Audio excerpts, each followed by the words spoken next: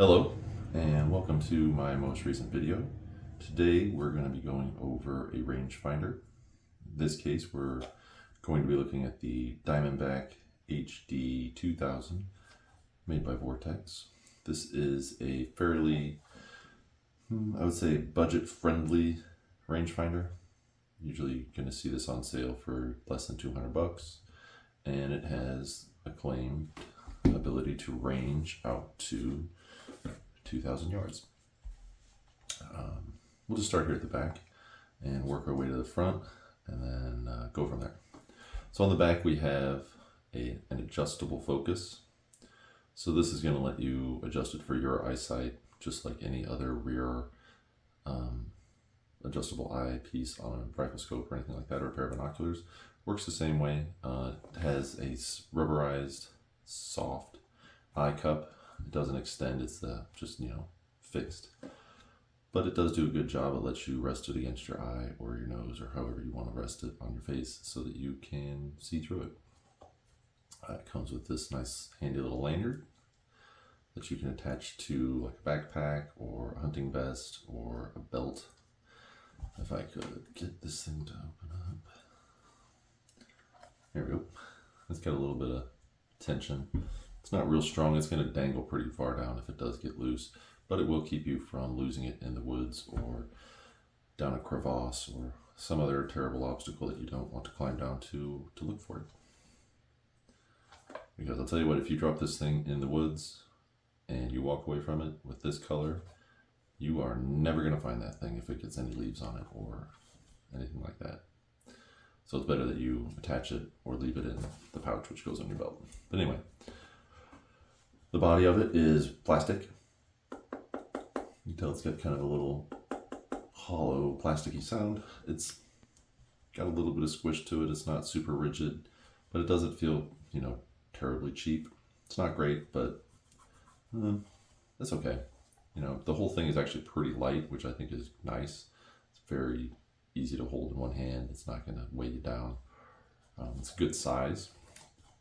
I'm going to talk about that a little bit more here in a minute. On the top, we have our two buttons. The first is our measurement button, and the second is our menu button. The measurement button is the one you would use to turn it on. I'm going to demonstrate that in a later section of the video where we're actually going to look through it at the reticle and go through the menu and do all the things, show all of the settings that it can do. But to get to those options, you'd use the menu button there on the front. Top side's got this kind of rubbery, grippy texture, which I find even when it's wet, maintains a reasonably high level of grip.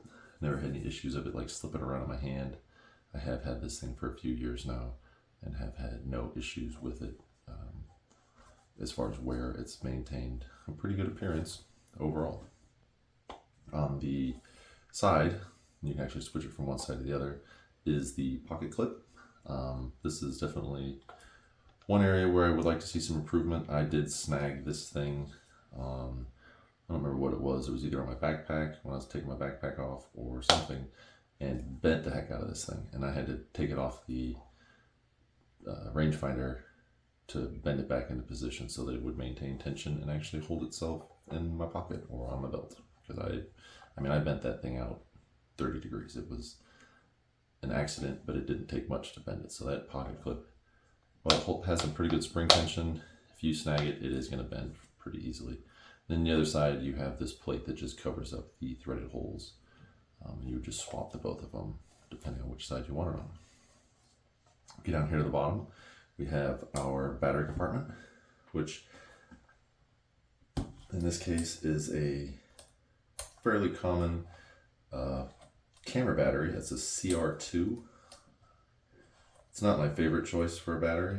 I prefer the CR123 just because they have the higher battery capacity and they're a little bit cheaper than the CR2s, but this, like a lot of rangefinders, actually do come with this same style battery, the CR2.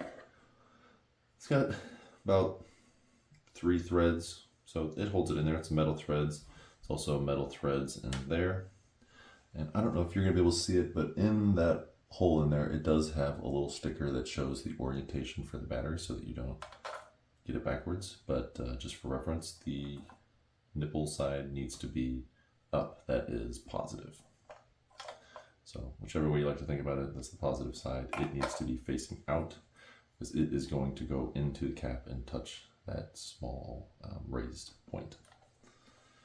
And then you just, I like to thread it backwards so I feel the threads and go forward from there.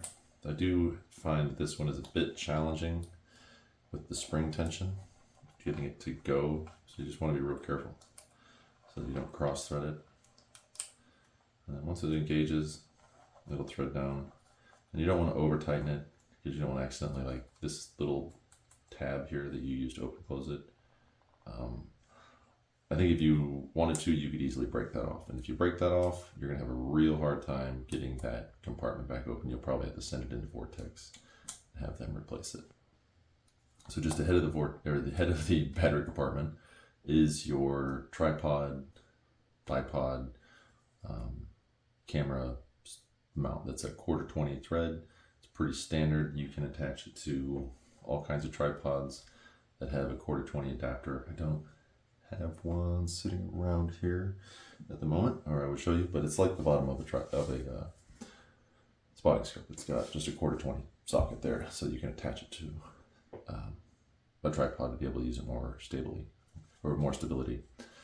But anyway, that leads us up here to the front where we have our two lenses. This is the one that you're actually looking through.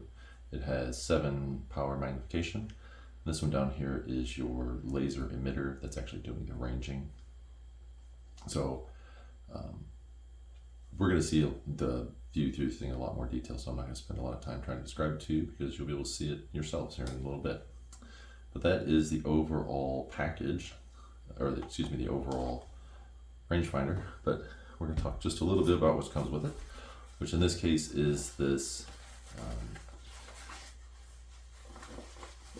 belt pouch. I believe it does in some cases come with the lanyard that you could wear around your neck. I don't know that this one comes with it, but it does have 2 little loops here where you could attach a lanyard and actually wear it around your neck. It's got a little 2-inch loop here where you can attach it to your belt, which is what I tend to do. If I don't do that, sometimes I'll put a carabiner through one of these hoops and just hook it onto my backpack or onto my belt loop or something like that. On the inside we have a nice soft, I think it's probably nylon interior, which is going to help protect the overall rangefinder, and it fits in there nicely. You just tuck that in there, and then it has this little bungee attachment that keeps the whole thing closed. I have had no problems with this snagging and popping open. It's actually done a really good job. Like I said, I've had this rangefinder for a couple of years now, and it's served me pretty well.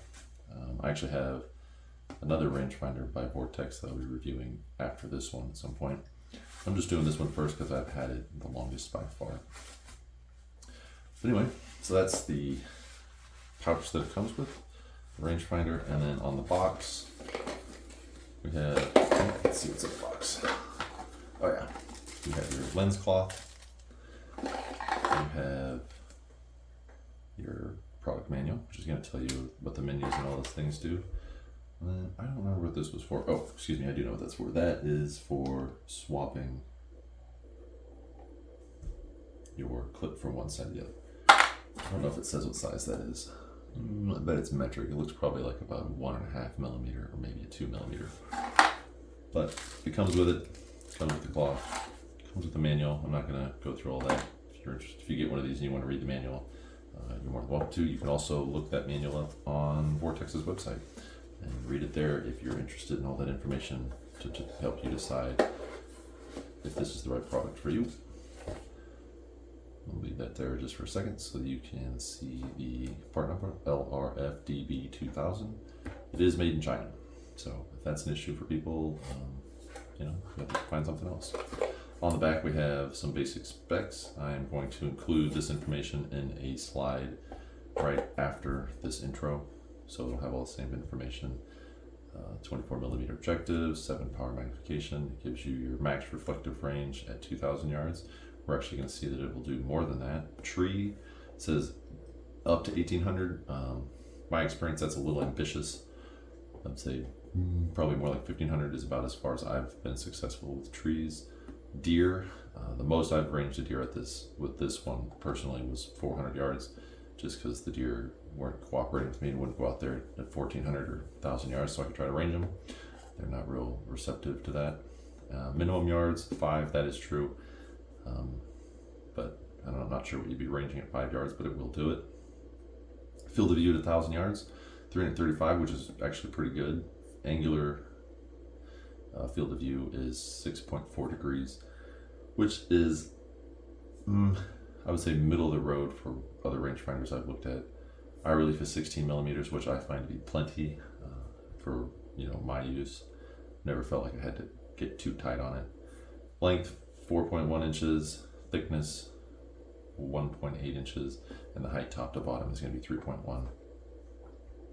Weight with the battery is just under a half pound. It's 7.6 ounces, and then it just includes your carry case, your lanyard, the 2 millimeter hex wrench, lens cloth, the CR2 battery, which I have replaced the original one. I did have a battery die on me, I think it was last year. The factory one finally gave up, and then the utility clip, which is this guy right here. But anyway, I think that's enough of me yapping. I'll go ahead and give you that slide that gives the details, and then we will go start looking through it out in the field.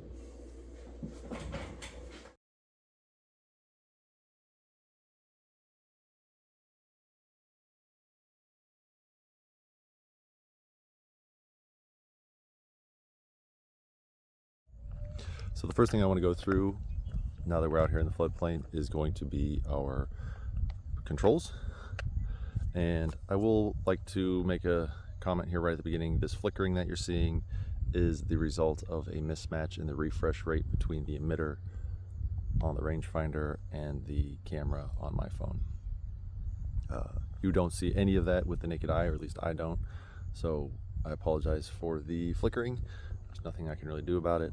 It is just the way that it is. That refresh rate is part of the process for trying to extend the battery life. The less time that the emitter spends on, obviously the less battery draw that it has. So our menu button, when we press that, is going to do two things. It's going to put us in normal mode or last mode. Last mode is going to have the rangefinder do a reading of whatever's furthest away as opposed to whatever's closest. And on this rangefinder, your options and controls are pretty minimalistic. The next thing we can do is go into the actual menu with a long press of the menu button. It's going to bring us into our first screen, which is always mode, where you can pick HCD or line of sight. The HCD mode is going to take into account the angle of the rangefinder as it does its calculation for distance. If you want to learn more about that, there's a fair amount of information in the owner's manual. I don't really ever use it. I'm not really the most qualified person to describe when you might use it. But I know that archery hunters and people who are shooting at steep angles, whether up or down, it's important because it's going to affect your ballistic calculations and your trajectories. And then the next thing we have is our range units, whether you want meters or yards. I just do yards because that's how I do all of my calculations. Then we have our display brightness. I keep this one on 5 because I find like during the daylight hours, it's really the only brightness that's consistently bright enough to be visible. It's like if I go over here on the white, it's kind of tough to see. On the lower settings, it's even worse. I'm gonna put this back on line of sight. And then another long press of the menu button will bring us back out here to our ranging, and then we can begin taking shots at stuff and getting information.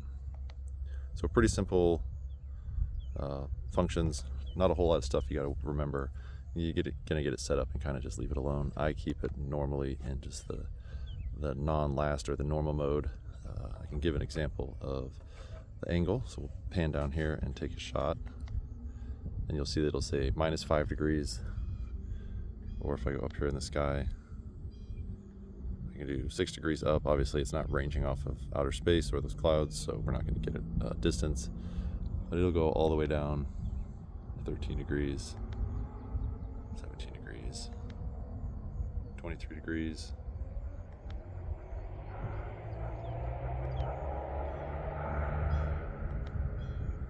Yeah, it'll go, if you're shooting at a downward angle more than 50 degrees, you are, I don't know what kind of shooting you're doing, but back up here to 0.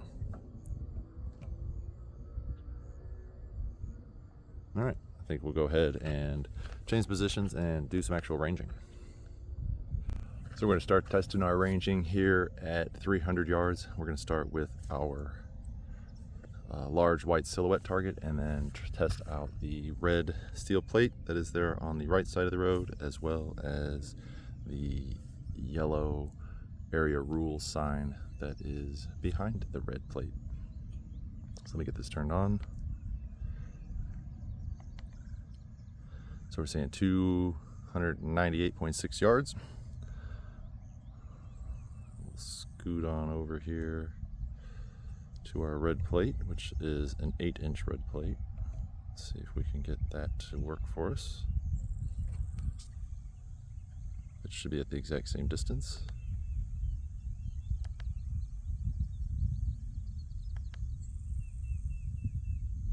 Nope, it's not wanting to get it. It's disappointing. That's the tree line.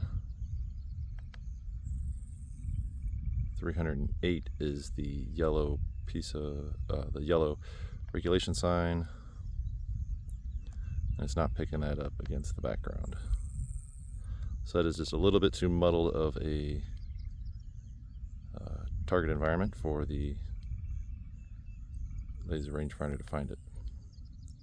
450, yeah, that's the background. But we are able to get our primary target, which is the white paper target. Let's see if we can get the car real quick while we're here. Doesn't want that either. What is going on? There we go, 316. All right. Well, we don't need to spend any more time at this distance.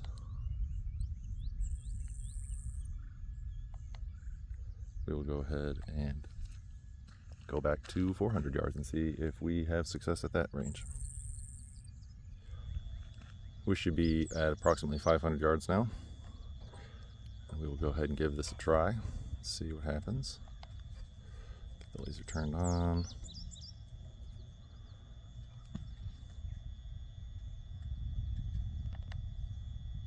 .503, got it. I know we can't hit those ones, but can we get the car? Ooh, that's over the top of the car. 517. So it's, what was that? I wonder if that's the car, if that's the piece of paper, because that should probably be that piece of paper. 521, yeah. That's interesting. We'd arrange those two that differently.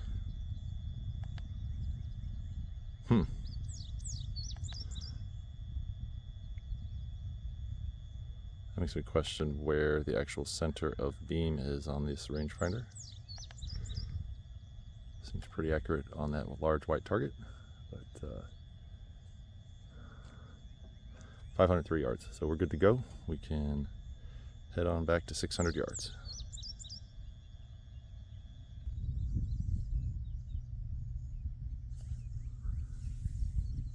So I've got us here at 700 yards. We're gonna get this turned on, give it a shot, see what it'll do. 701 yards. There it is. Let's step off of that and make sure. This is a jerky tripod. Let's see, we'll try the car. 721, yep, good to go. Come back over here. 701. All right, well, that is 700 yards confirmed. And I think I'm gonna run out of daylight out here, but I'm gonna try get back to my car and get out of here before it starts to rain on me. It has been raining all day, and I managed to catch just a little break in the weather to get out here and do this.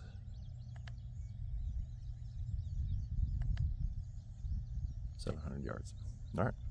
Like I said before, I think that's the maximum distance that you could reasonably expect to do a target that size freestanding with a handheld rangefinder, that's going to require some extremely steady hands.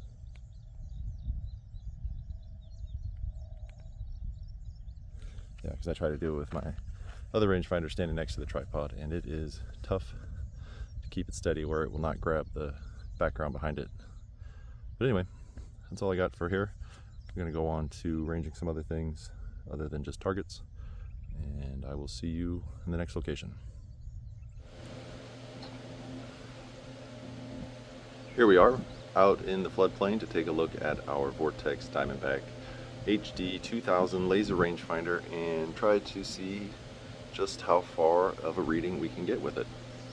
Obviously the advertised maximum distance for a reflective target is going to be 2,000 yards. I don't have any way to prove that out here, but we will be going to a second location where if it'll do it, we will be able to prove it.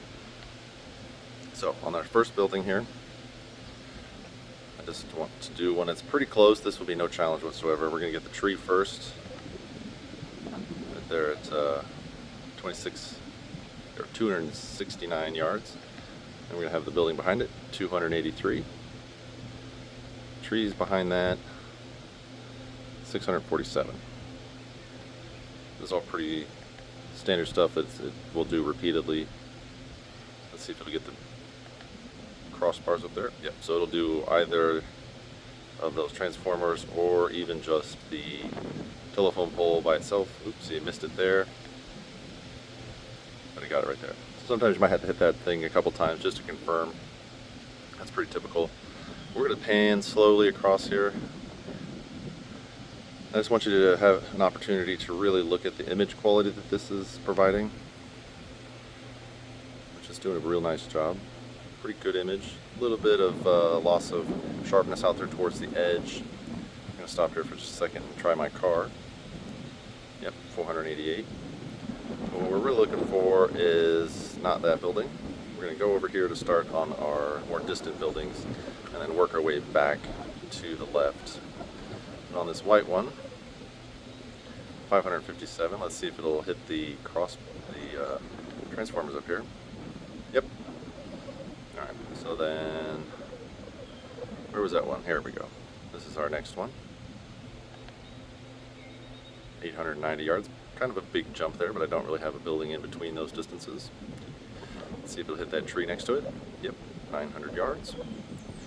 That next stand of trees out there, just at 1,300. And to prove that, the ones beyond it are 1,470. We have another building, 1,275. And I want to see if we can get that 1,450. That's going to be the tree line, I think, because the building is going to be a little closer than that. Ooh, didn't get it. Let's try again. 1,414. All right. So we got our tree line and our building all the way out there to about 1,450 yards on the tree line. Ooh, it's getting a little interference from those wires. Oh, it doesn't want to get it out there. I wonder what that is. Let's try over here. 1,455. Now the only place out here in the floodplain where I can go further is back over this way. You'll see this tree line kind of looks flat, but it's actually going back away from us. So I'm going to try to hit the top of that. Yep, 1,600 yards. That's a fairly common maximum that I get with this particular rangefinder in that 1,600 yard distance. Trees much further than that, it tends to struggle unless they just happen to be fairly reflective. Let's try this one. Okay, so that's a little closer, standing there by itself. And then that tree line back there is going to be the furthest we're going to be able to do. Ooh, real close to that 2,000 yards. And for trees, that's doing really well. Let's see if we can get another one out there. No, that must have been just a shiny tree out there. Yeah, we're getting something right there. There's a spot that it likes. Next to that, nothing. So that's kind of what you normally see out here at these long distances off of non-reflective targets, is you might find some particular item that you'll get a return off of, but then something right next to it will not. But we're already past the distance that they advertise as being able to do on trees, which I believe was only 1,700 yards. So we've exceeded that. And I think from here we're going to go out to a different location where we have some larger buildings at long distance that we can see if we can confirm our maximum reflective hard target distance, which I believe we will be able to do. But anyway, I'm going to cut this off here and be back with you when I've relocated to our next location. I have us out here at our next location where we are going to attempt to confirm the 2,000 yard hard reflective target ranging ability of this particular rangefinder.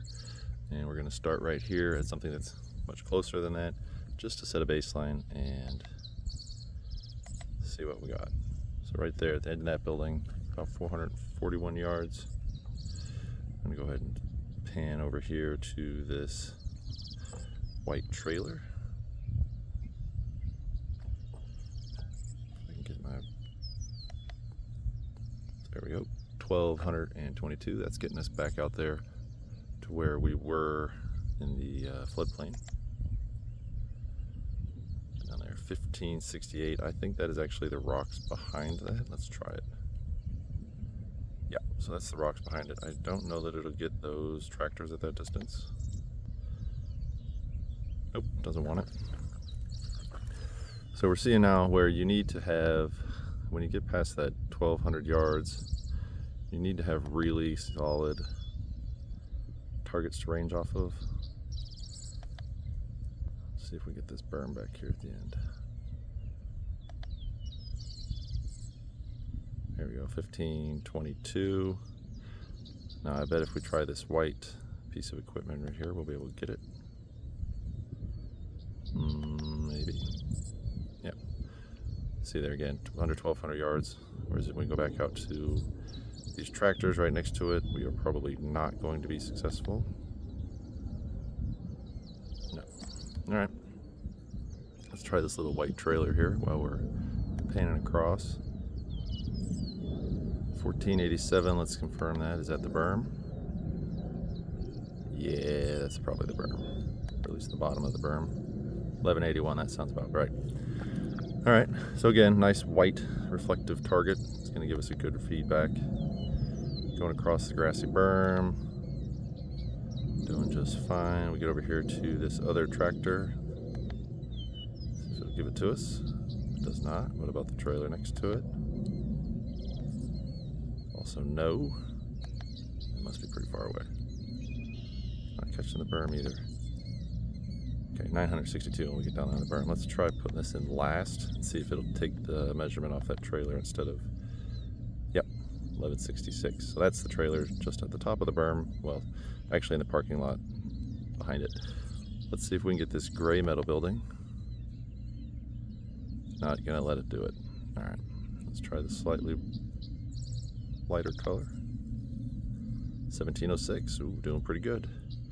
Let's go up here to this building. I gotta free up the other axis of the tripod here real quick without having the thing go crazy. 1861, getting close to that 2000.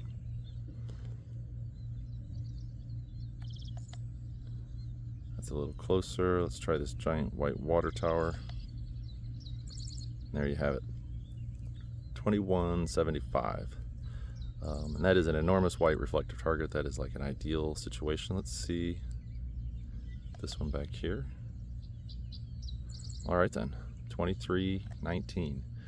That is doing quite well.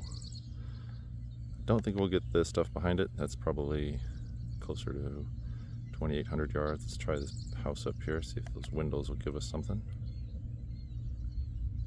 Nope. At 2,300 yards though. Will it repeat? Ooh, didn't get it. Yeah, there it did. I wonder if there's not some reflective paint on a handrail or something around that thing. It's a possibility. 2174 though, that's hitting that consistently. But that is an ideal target. I mean, you couldn't ask for a bigger, wider, standing alone, doing amazing. All right, so that tree line, 819. That berm in front of it, 680. So we know that we're actually getting our giant white water tower. And I think that pretty much wraps up what we need to see as far as ranging ability of this rangefinder. But what I do want to do is turn down this brightness just a skosh. Alright, I have the camera settings put as close to what I see with my naked eye when I look through there as I can get them. And I want to take a moment to talk about the quality of the image that we are seeing through this rangefinder. If you are noticing a slightly blue or blue-green tint to the image, that is an accurate representation of what you would see through the rangefinder itself. And the cause of that is a filter that Vortex has chosen to put on one of the internal lenses so that the LED display that we see can work more efficiently.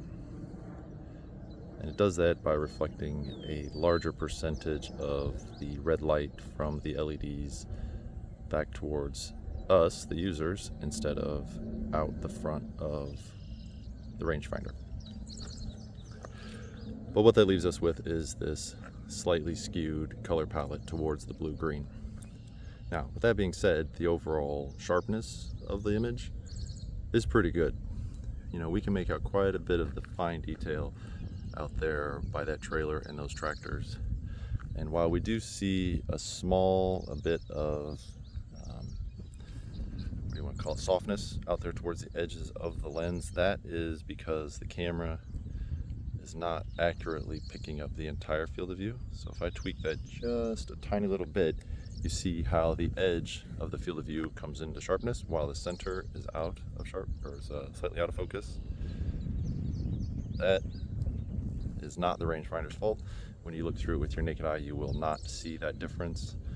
It looks pretty sharp from edge to edge. As far as field of view, it's on par for rangefinders. I think it's 6 or 6.5 degrees. And at 6 power magnification, we are able to see plenty out there at distance. If you were trying to focus on something or range something extremely close, you might have to search for it a little bit if it's small and you got a, muddled, forest or something type of background where your target's not standing out particularly well. But overall, you're going to be able to find your targets even if they are fairly small and at long distance. Whether or not you'll be able to range them efficiently is a different matter, as we saw out there at 300 yards with the small 8-inch plate. When it had a complicated surrounding background and foreground, it was unable to pick up that plate at all, even at 300 yards. So that is something to keep in mind. Just because you can see it does not necessarily mean that you can range it. But I think that is all that I need to say out here. We've confirmed our 2,000 yard maximum distance and then some.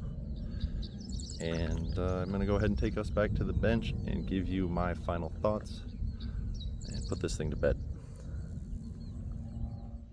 Okay, here we are, back at the table to give you my final thoughts on, not that one, this one. Pay no attention to that rangefinder over there. We'll get to that one later.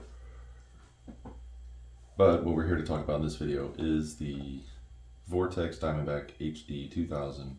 What are my final thoughts? What are my conclusions, suggestions, all of that? And to help myself out, I have brought notes. So I'm going to set that down. We'll start with the cons. Only one of these is actually significant. The rest is just sort of personal preference, little nitpicks of mine. And I'll start with the important one, which is the buttons. They're not very easy to feel. Like when you have bare fingers, you can feel them because they're like a different texture. But when your hands are cold, like real cold, or if you have even thin gloves on, those things are pretty much impossible to feel. You're gonna have to look and make sure your finger's on it to give that a good push. Now it does have, I don't know if you can hear it, but a little click, which is nice, but that doesn't do you a whole lot of good when you can't find the button in the first place. All right, second thing, which is also important, but I didn't find myself having an issue with it on a regular basis, is the brightness. The 5 levels of brightness that they give you need to be brighter. I mean, the bottom end is fine, but on that top end, when you're on a 5, and if it's a bright day out, or like if there's snow, or desert sand, or something like that, or white gravel road, that brightness just gets lost. I sometimes find myself having to put my hand in front of the lens just to black it out so I can read it, or having to look offline, say at some green background or something that's darker, just to be able to read the range, and that's annoying. I don't like it. It's not the end of the world, but as we'll see with some of these other rangefinders, as we get more into rangefinders, this one just is lacking in the brightness. It just is. What's next? Oh, the battery. Not the compartment, but the actual choice of a CR2 battery. I realize that those are super common in the industry for rangefinders. They have been for a long time, but I don't like them. I wish they would do either a AA battery, which you can find everywhere, or a CR123, which is really common in flashlights, because those are also extremely easy to find. You can go to any Walmart or hardware store, or really even I find them at Target and my local grocery store. CR123 batteries have become extremely common. Not quite as common as AA batteries, but they have better battery life than AA batteries, and they have typically a better shelf life of 10 years because they're lithium. So the CR2, I get that that's what they've been for a long time, but I don't like it. Not the end of the world, but just not my preference. After that, we got to look at the kind of the cheap body of this thing. I appreciate that it's feels sturdy. It doesn't have a ton of give, but I don't know. It just, I guess it's price point, but I don't like kind of the cheap feel of this thing. Maybe part of it is the fact that it just feels really light, and that just kind of gives it that feel. It's also kind of like this eyepiece back here is a little touchy. It's not bad. It's just, like I said, little gripes, little nitpicks that I have about it. If I'm being really particular, those little things, the kind of cheap hollow sound of the body, and I wish this had an eye cup instead of just the focus and the soft ring. I don't know. That's just me. Oh, pocket clip.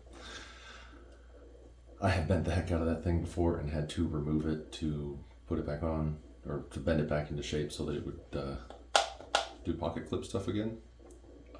And I did not have to do much to bend that thing. I don't remember what I snagged it on, if it was like a seat belt or just getting into the car, and it was still in my pocket and I didn't realize it, and that thing just, it bent way out, and without having put too much force on it at all, it just kind of bent out. Fortunately, it didn't break off, so I guess that's good, and I was able to remove it and bend it back down, and they do give you the 2mm Allen wrench to do it with, but I would just like to see a tougher pocket clip than this one. It's just kind of cheap. It's like an afterthought.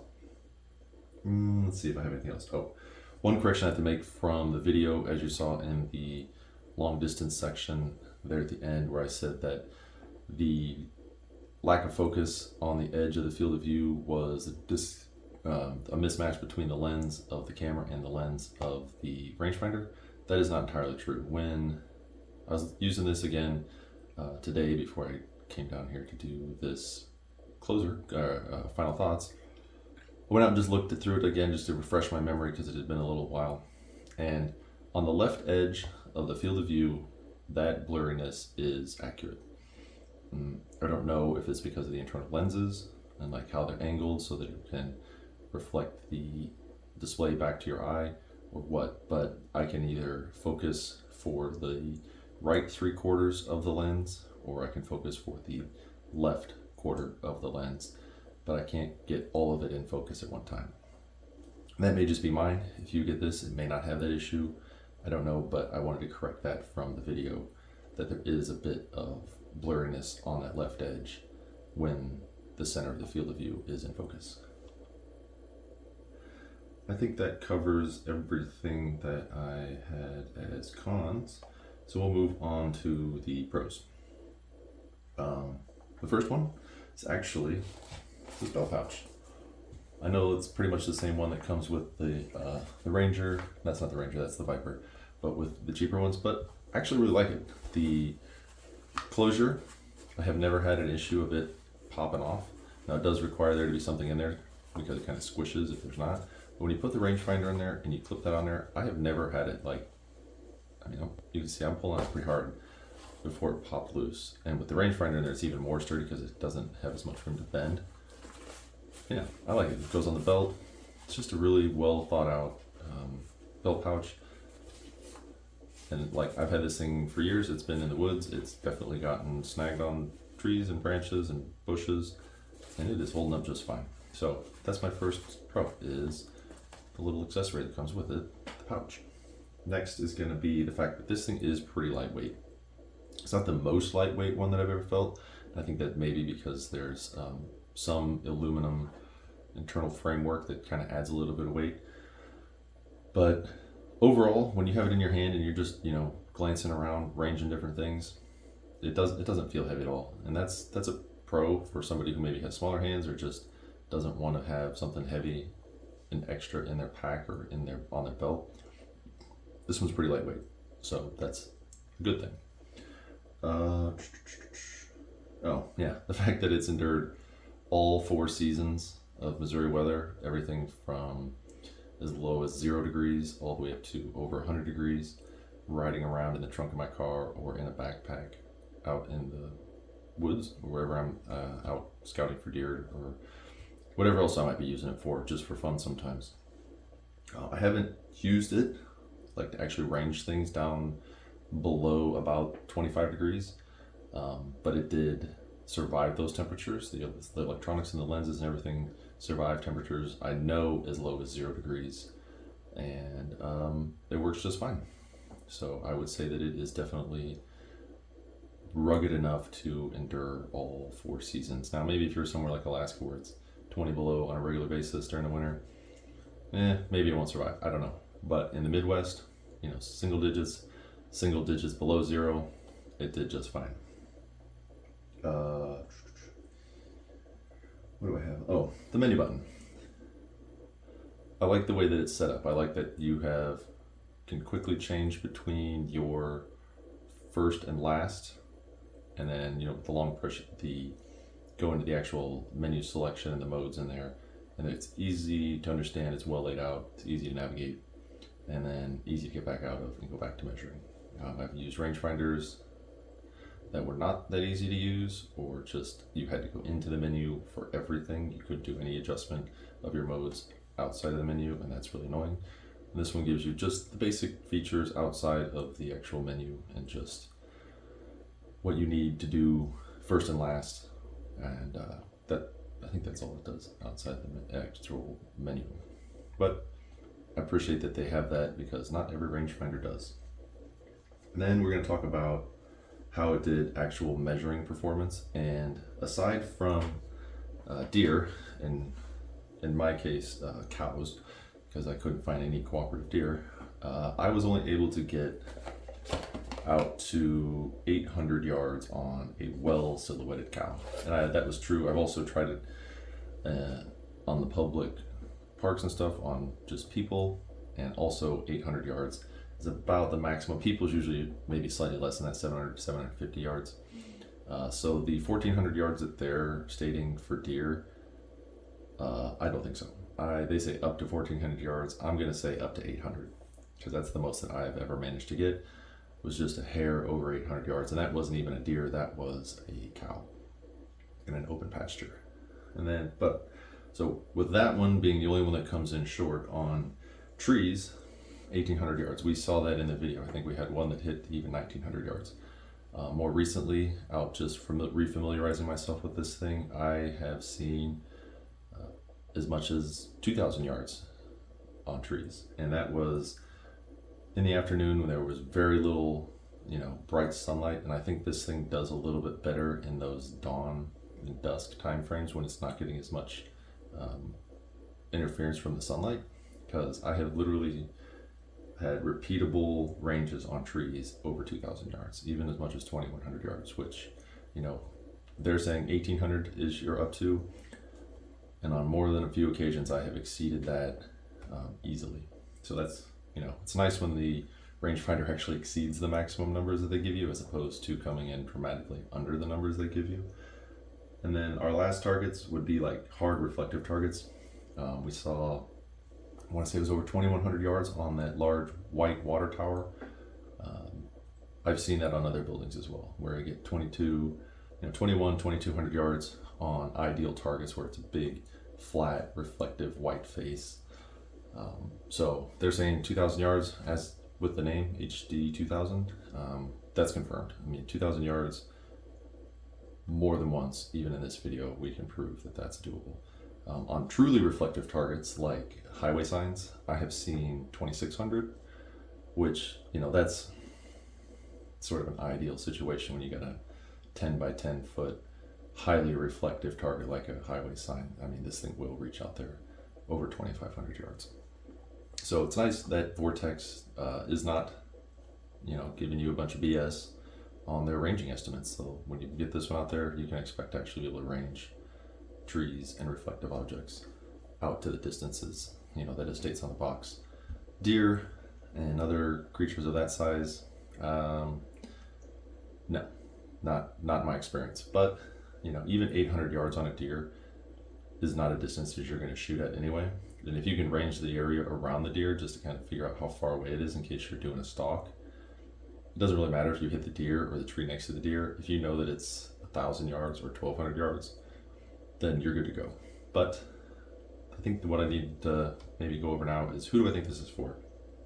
And honestly, if you're okay with the $200 to $250 price tag, I say go for it. I have had good luck with it. It has held up. It's endured the elements and the seasons, and it exceeds its manufacturer's stated ranging ability. So I have no problem, you know, recommending this to someone. Now, if you don't like that price, you know, I'm gonna be doing some reviews on some other rangefinders here in the future, but we'll just have to wait and see how those turn out. I think I got this one off of Optics Planet down around $199. It was either Optics Planet or like a Bass Pro Black Friday sale or something like that. So if you can find this thing for $200, I think it's an absolutely great price. Aside from, you know, my gripes and these buttons that I don't care for, it works well and it does what it is supposed to do. So I think I'm going to go ahead and finish with that and wrap this video up. And all of you who are still watching it, I'd like to say thank you, and I hope you hit the like button and maybe decide to subscribe. But most of all, if you have comments or questions, please just feel free to throw them down there in the comment section. I enjoy answering your questions and having a little discourse with the viewers. So that is all, and I will see you in the next one. Our deer has taken the time to move a little bit further away from us than before. Let's see if we can catch the deer. Oh, it's not giving it to us. 317. Still able to range, even in that tall grass. That was behind it. Doesn't like it when she's moving, apparently. 324. Oh, there's a good spot. Nice broadside. No, dang it. Well, we're going to lose her.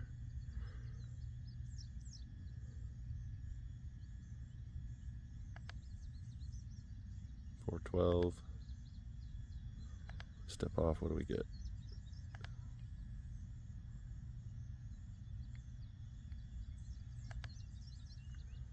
$410.